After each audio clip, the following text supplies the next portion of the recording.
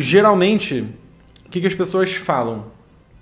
Que pseudociência é crença não falseável, uma teoria não falseável, que é aquela definição clássica do Popper, né? Sim. Eu até falo isso também para simplificar, mas eu acho que pseudociência é bem mais do que isso, tem outros critérios. A psicanálise é uma teoria tão aberta, tão ampla, que você pode afirmar praticamente qualquer coisa com base na psicanálise. Então eu acho que é o mesmo problema da Bíblia. A Bíblia é um livro tão gigante, com livros isolados, escritos em épocas tão diferentes, que você pode encontrar ali apologia à escravidão, argumentos contra a escravidão ao mesmo tempo, argumentos que são muito interessantes para as mulheres, argumentos completamente machistas. Então você encontra de tudo um pouco para o que você quiser defender tem ali. Eu acho que a psicanálise ela tem um pouco dessa flexibilidade e amplitude que acaba fazendo com que a psicanálise seja tudo e nada ao mesmo tempo.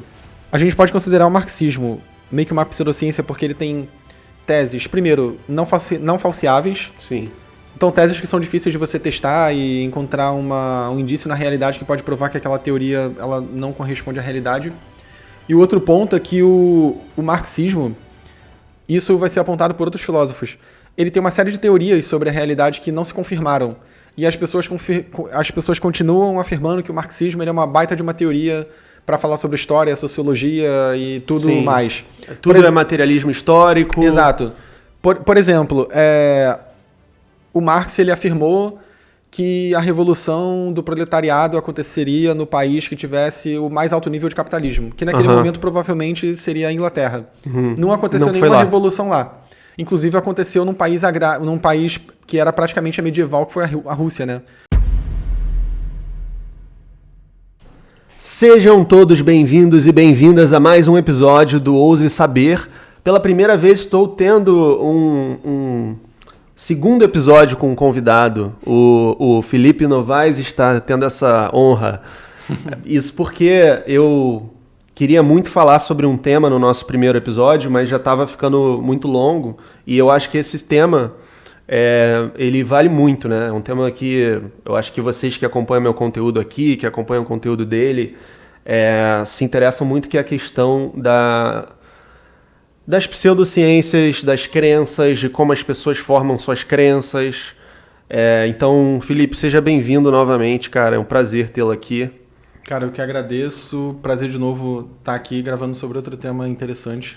Bora lá. E o que você entende por pseudociência, assim? Começando. Cara, eu sei que essa pergunta é complicada, especialmente se a gente for considerar do ponto de vista filosófico, daria para o episódio inteiro só definindo o que é pseudociência. Geralmente, o que as pessoas falam? Que pseudociência é crença não falseável, uma teoria não falseável, que é aquela definição clássica do Popper, né? Sim. Eu até falo isso também para simplificar, mas eu acho que pseudociência é bem mais do que isso, tem outros critérios. Acho que crenças assim, não falseáveis tem um pezinho, tem grande parte do pé na classificação de pseudociência mesmo, mas eu acho que tem vários outros critérios, assim. Eu gosto muito de uma maneira de ver de uma filósofa, não sei se tu já leu alguma coisa dela, Susan Haack, sabe? Não. Ela é uma filósofa da ciência. Ela é uma filósofa, ela tem trabalho sobre filosofia da ciência e sobre outras áreas também. Até filosofia do direito, assim, ela é bem interdisciplinar dentro da filosofia. Ela é uma filósofa que se identifica com a tradição pragmatista. E ela diz que você pode considerar a ciência como se fosse um jogo de palavras cruzadas. Ela usa uma metáfora meio parecida com essa. E aí, as teorias científicas mais bem estabelecidas, elas são como palavras no jogo de palavras cruzadas, e aí elas são atravessadas por mais palavras. Isso é uma garantia de que aquele conhecimento está certo, porque é só tu pensar em como funciona uma palavra cruzada. Você pode não saber a resposta para uma pergunta ali, mas através das letras que você já descobriu respondendo outras perguntas, você tem uma garantia do quão certo você tá quando você chuta a resposta para uma outra pergunta qualquer ali. Dentro dessa visão, a pseudociência, ela seria uma palavra que ela tá na palavra cruzada, mas ela não está se cruzando com nada ali.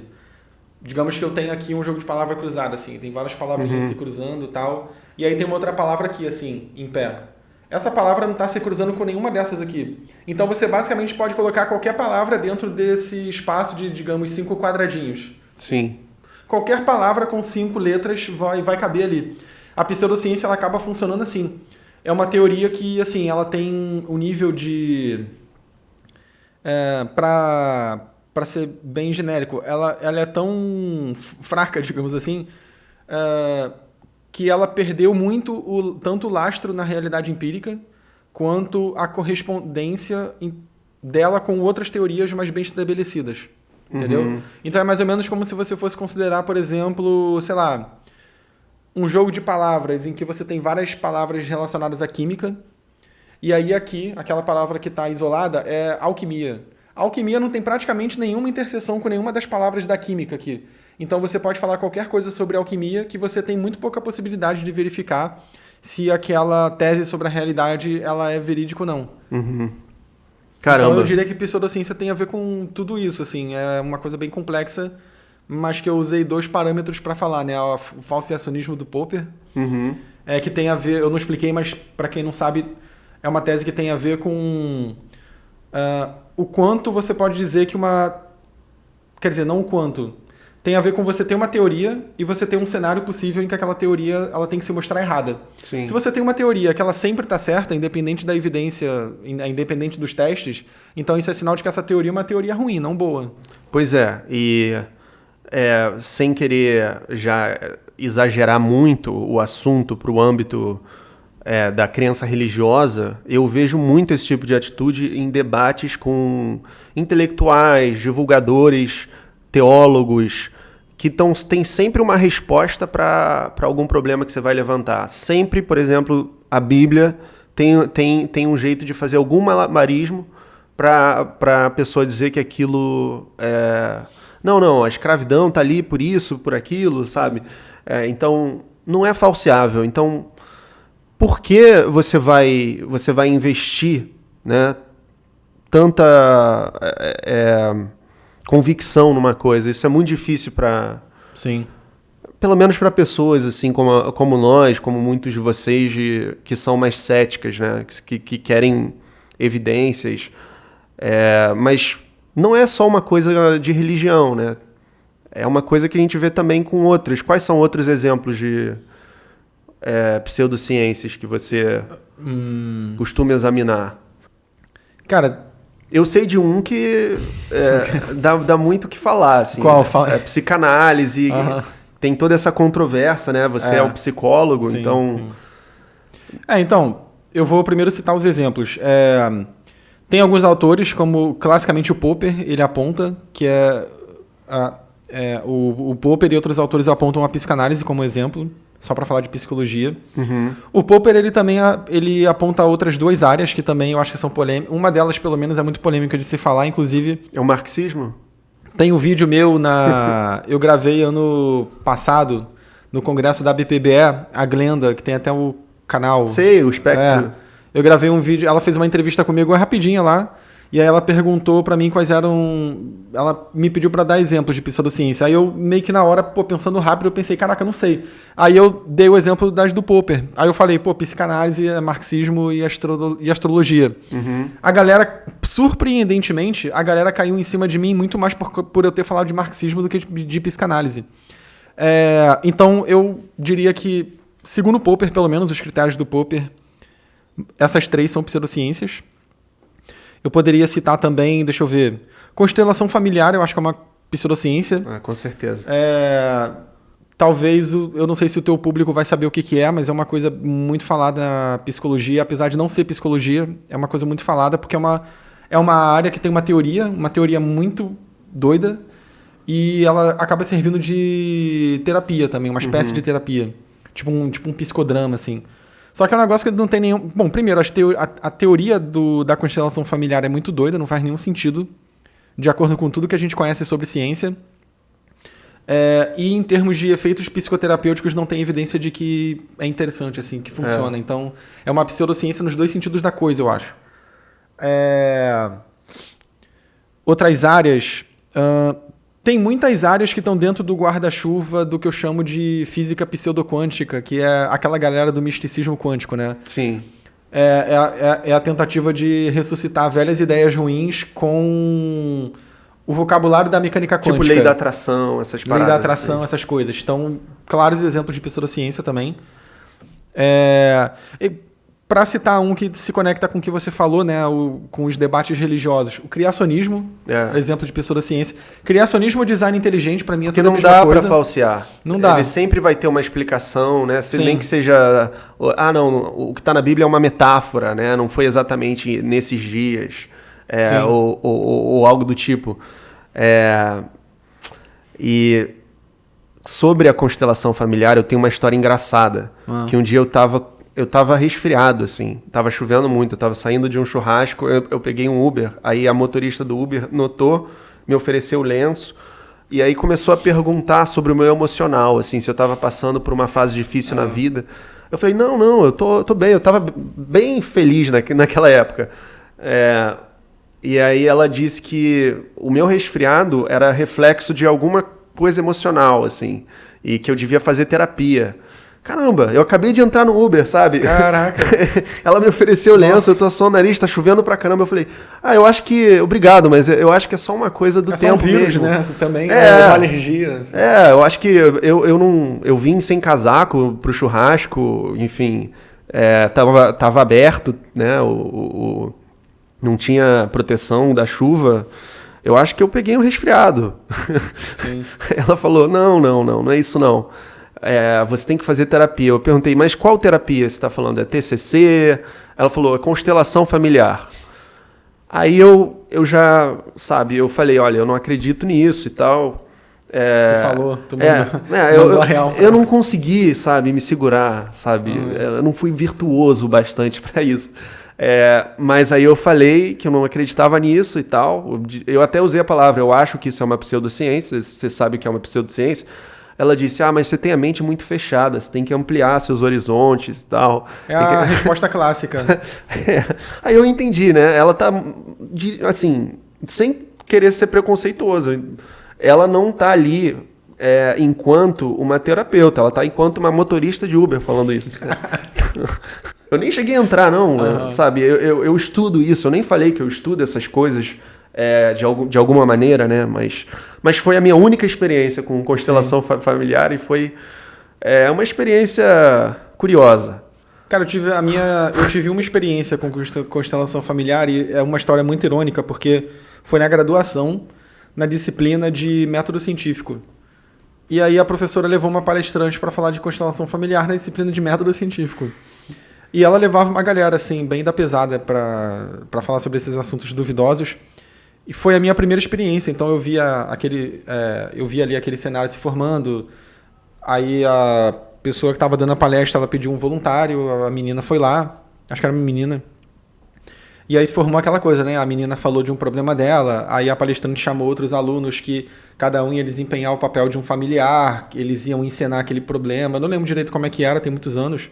Mas era mais ou menos assim. Eu sei que o resultado foi, a menina saiu chorando, muito tocada e tal. Bom, então assim, eu acho que para algumas pessoas, entre aspas, funciona. Mas o que eu tô chamando de funcionar? Funcionar assim, tipo, aquilo toca a pessoa. Mas isso tem algum resultado psicoterapêutico? Cara, as evidências mostram que não. Então...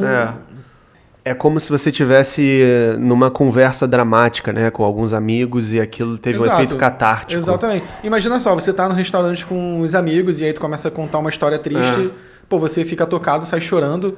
Você não pode chamar isso de terapia, exatamente. Só num sentido muito lato, né, assim, de terapia. Exato. É um contexto que te tocou emocionalmente, mas nem todo contexto que te toca emocionalmente é uma terapia, é um contexto psicoterapêutico. E com relação à psicanálise, eu leio os textos do Freud de uma maneira mais simpática, encarando como um filósofo. Porque eu percebo que tem insights que são valiosos, mas eu não entendo de fato como funciona a terapia psicanalítica na prática e por que ela é considerada uma pseudociência. Entendi. Cara, então, primeiro, assim, geralmente as pessoas vão responder falando coisas que eu vou mencionar agora.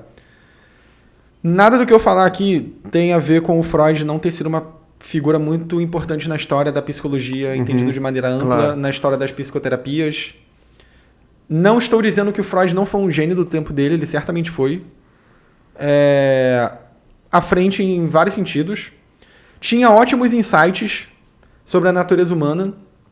Acho que a teoria psicanalítica, de forma geral, não só no Freud, mas, sei lá, Jung, vários autores, tem insights muito interessantes ali. Vários insights são retomados numa outra linguagem por teorias mais atuais. Ótimo escritor. Eu acho que dessa corrente de psicologia psicodinâmica, essas linhas psicodinâmicas da psicologia, o Freud é o que melhor escreve, ele é excelente escritor. Só que isso não tem nada a ver com a cientificidade e, digamos, a qualidade teórica do sistema psicanalítico. Quando tem 2 pontos que são considerados quando se diz que a psicanálise é uma pseudociência. O primeiro deles é que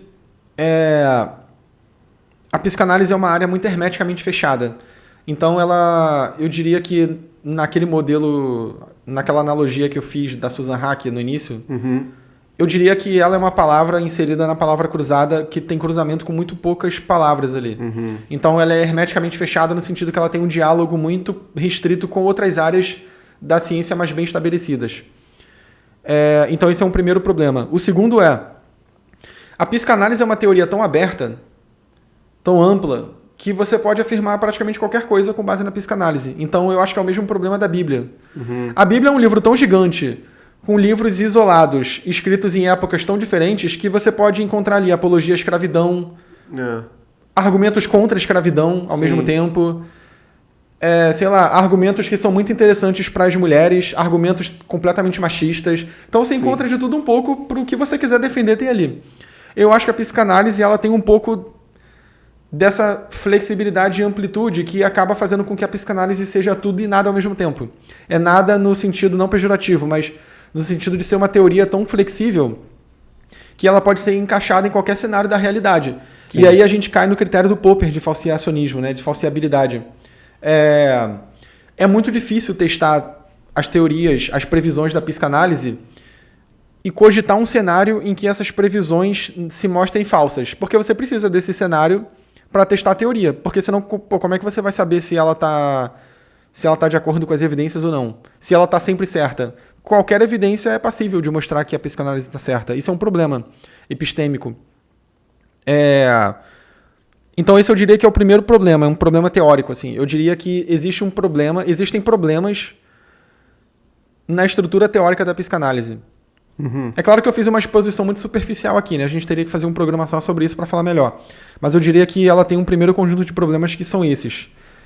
Isso não elimina o que eu falei antes sobre as qualidades do Freud e da psicanálise. Eu acho que assim, a psicanálise ela tem uma importância histórica incrível, porque ela foi a teoria dos transtornos ou da histeria na época que tornou famosa as teses psicogênicas dos transtornos. Então, claro, a gente sabe que os transtornos têm uma base biológica.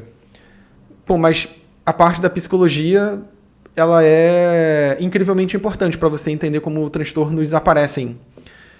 E isso foi o Freud que popularizou, basicamente. O Freud não é original nisso, outros autores falavam sobre isso. O Charcot, com quem o Freud estudou, falava sobre isso, o Breuer falava sobre isso, etc, etc. Mas o Freud foi o grande cara que expandiu esse insight numa teoria sistemática. Sim. Então, outro problema agora da psicanálise como pseudociência, eu diria que são os resultados clínicos dela. Cara, isso é um balaio de gato, mas o ponto tem vários estudos mostrando que a psicanálise ela não é tão eficiente para vários problemas quanto outras terapias. Então, você vai encontrar meta-análise dizendo que, por exemplo, não necessariamente a psicanálise não funciona, mas ela funciona de acordo com um tempo de terapia muito maior do que outras terapias. Então, isso é uma questão bem problemática. Mas será que ela não tem um aspecto de você de autoconhecimento mais profundo?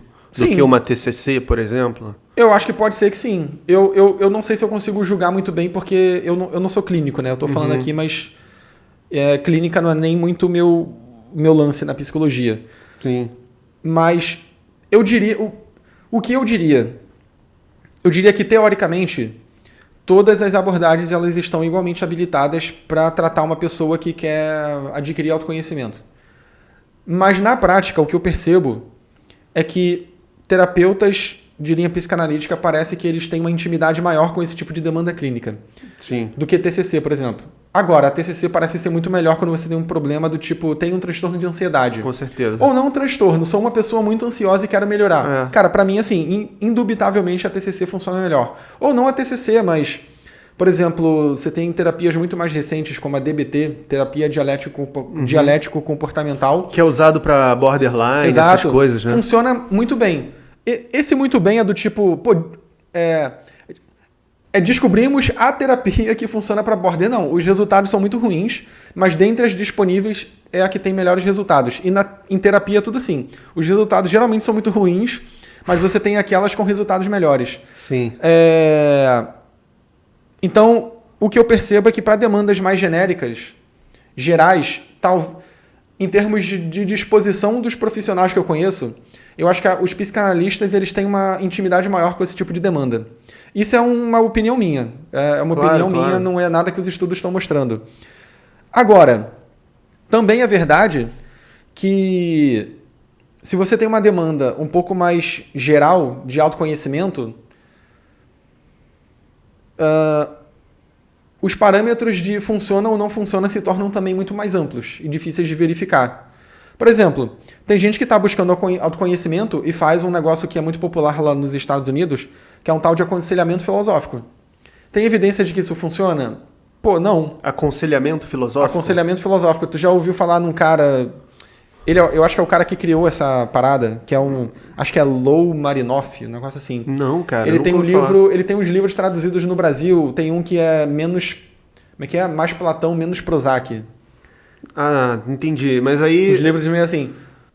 A pessoa que se submete a esse tipo de, entre aspas, de psicoterapia, talvez ela goste. E talvez em termos de autoconhecimento seja interessante. Tem que ver o objetivo, né? Porque, de fato, se a gente pegar os estoicos, Aristóteles, tem muita coisa ali. Sim. Inclusive, o estoicismo é a base do TCC, né? Sim, exatamente. Então, tem muita coisa ali que pode ajudar a própria ética, né? Mas se você tá com um transtorno, se você tá com uma coisa clinicamente mais grave, isso não é o ideal, né? São coisas, inclusive, que são mais fáceis de você verificar se a intervenção que a pessoa tá usando tá funcionando ou não, né? É mais fácil de você verificar se você tá ficando melhor da ansiedade do que se você tá ficando melhor em termos de autoconhecimento. É bem mais fácil, o primeiro. É muito difícil verificar autoconhecimento. Pois é. Praticamente só você vai poder dizer. Não tem como eu testar isso objetivamente. Então é por isso que eu tô falando que para cenários que são muito abertos e ambíguos, assim, me parece que essas terapias mais, sei lá, mais Jung, Freud, outras, de outros tipos, parecem que são interessantes. Sim. E ele me contou em off que ele acabou de ler a biografia do Jung, hein? Eu li a autobiografia do Jung, Sonhos, Memórias e Reflexões, né? Cara, eu tenho um interesse histórico pela psicologia, então eu leio e eu gosto de biografia. É legal, né? Então eu também acabo lendo todo tipo de coisa que está dentro da história da psicologia, autores dos quais eu discordo, inclusive, teoricamente eu leio. Sim. Eu já li 2 biografias do Freud, tem a do Peter Gay. Tá aqui. Exato, de 84. Foi até essa edição mesmo aí que eu li. Eu tenho o livro físico também. Tem uma que é mais recente, que acho que é de 2018, que é da Elisabeth Roudinesco, que é uma psicanalista francesa. Eu acho que além de ser psicanalista, ela também... É um negócio meio assim, ela é chefe dos arquivos... da biblioteca Freud, um negócio assim. Uau. Então ela tem um conhecimento histórico bem interessante.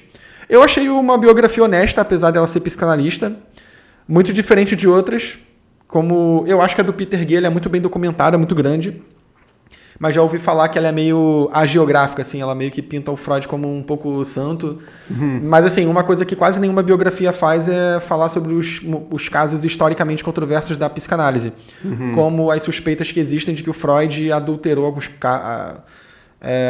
os resultados assim, de alguns casos, ou contou coisas que não aconteceram exatamente da maneira como ele falou. Nossa. Inclusive sobre o caso inaugural da psicanálise, que é o caso da Ana O. Sério? Caraca. Parece que quando você cruza o que o Freud falou, o que o Breuer, que era o cara que também. Que era o cara que atendia a Ana O, não era o Freud que atendia. Que era o mestre do Freud. Era o mestre do Freud, exato. Quando você cruza o que eles falaram e o que está constando no hospital psiquiátrico onde ela ficou internada, são coisas totalmente díspares. Ela ficou internada mais tempo do que eles disseram.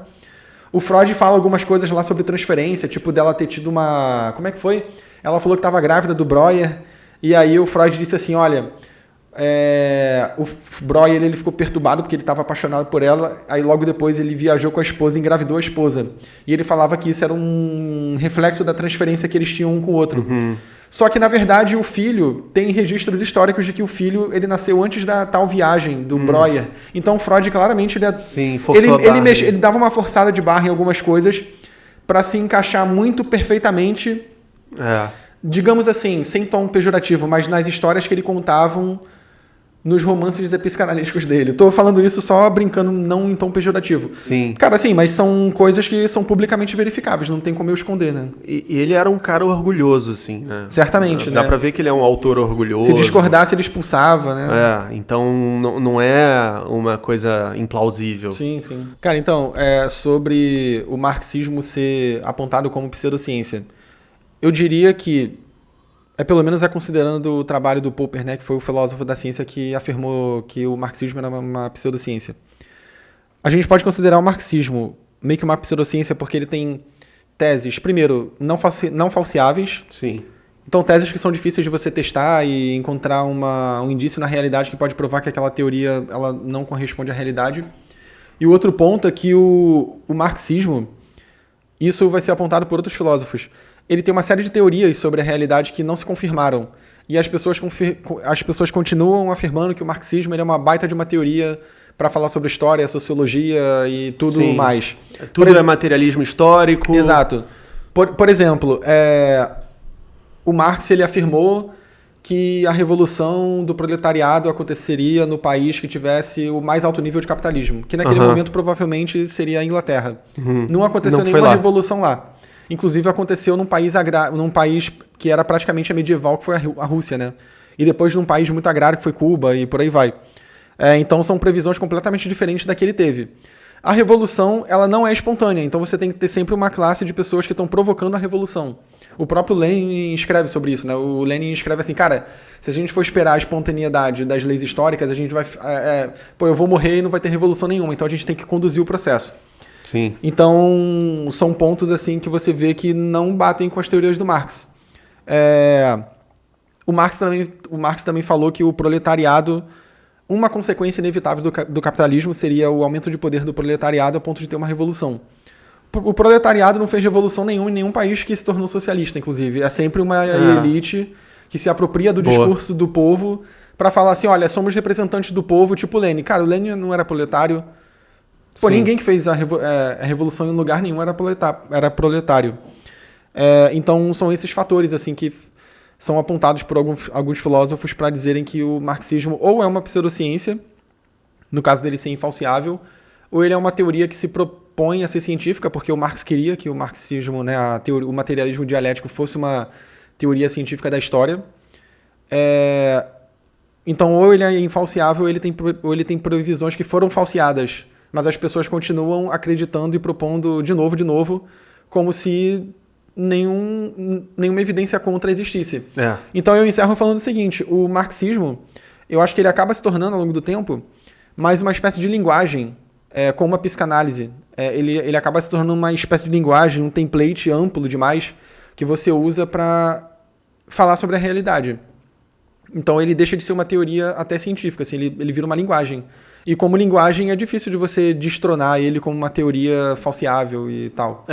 E é interessante que você tocou no ponto que ele se propôs a ser uma teoria científica. Se propôs a ser científica. Algo que o Nietzsche não fez. Tanto que o Nietzsche criticava a ciência. Sim, né? Ele estava em outra coisa. Sim.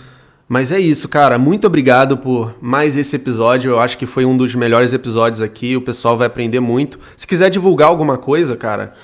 Já vai ter os seus links aqui na descrição, mas se quiser falar para o público aí, alguma mensagem? Cara, eu queria falar sobre a minha página no Instagram, que eu acho que é meu principal meio de divulgação, que é o @garagem.pc. Eu publico a maior parte do meu conteúdo lá. Tem um canal no YouTube que vocês podem achar digitando a mesma coisa no YouTube, Garagem Psi. E eu tenho um Substack também. Se vocês digitarem meu nome, Felipe Novaes, vocês vão achar. O nome do meu Substack é Substratos. Então vocês também acham digitando o nome dele. E é isso, assim. Queria agradecer teu convite. Achei super interessante. E se quiser bater papo mais sobre algum outro tema, estamos aí. Valeu, cara.